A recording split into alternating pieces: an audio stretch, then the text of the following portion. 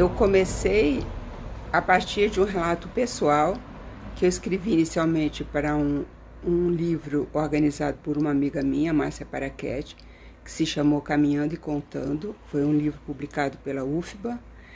Então, a partir desse relato que eu escrevi em 2013, 2014, eu comecei a repensar e rever todo esse período e comecei a partir do relato, eu comecei a pesquisar toda essa literatura que foi escrita a partir de 1964 até 2016, que foi o momento que eu fechei o meu livro, ao qual eu dei o nome de A Literatura como Arquivo da Ditadura.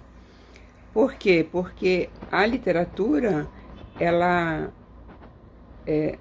tem, a partir da criação de personagens, a partir de subjetividades, a literatura consegue atingir o público e fazer com que o leitor possa ter uma percepção daquilo que realmente sofreram as personagens, que muitas vezes são inspiradas em pessoas reais. Então é importante, a literatura tem um papel muito importante como ativador de uma reflexão sobre o que nós vivemos durante a ditadura. As jovens gerações não sabem o que é viver durante um período ditatorial. Então essa reflexão, esse inventário, esse mapeamento que eu fiz foi importante para mim, importante para muitas pessoas também que estavam interessadas em fazer trabalhos de crítica literária de romance desse período. Evidentemente que eu não falei de todos os romances, que é impossível, mas eu fiz um levantamento bastante grande.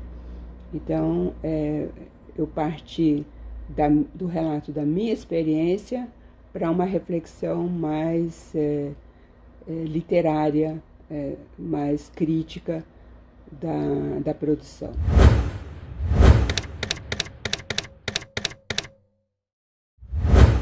A literatura, ela atinge o público através da sensibilidade, através da empatia. Os livros de história, os livros escritos por jornalistas, como, por exemplo, a série de livros publicada pelo Hélio Gaspari, que é um trabalho muito importante. Realmente, eu aconselho todo mundo a ler esses livros do Hélio Gaspari. São livros que buscam uma objetividade, que buscam analisar fatos concretos e descrever todos os acontecimentos. A mesma coisa os livros de história. A literatura, ela capta a subjetividade dos personagens e, por isso mesmo, ela consegue atingir o público de uma maneira diferente.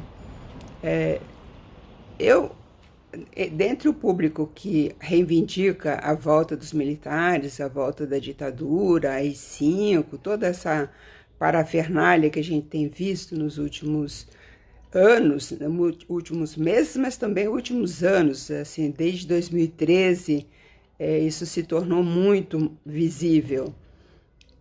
Eu diria que os velhos, aqueles da minha geração, que conheceram a ditadura e continuam defendendo, acham que é isso mesmo. Então são as pessoas de extrema direita, que são favoráveis à tortura, que são favoráveis à eliminação de todos os oponentes, são inimigos da democracia. E há as pessoas mais jovens e as pessoas muito pouco informadas que ficam repetindo esse tipo de discurso sem saber realmente o que significou a ditadura brasileira. A ditadura, ela não puniu, não atingiu só aqueles que foram contra, que militaram. Não, ela atingiu todo mundo.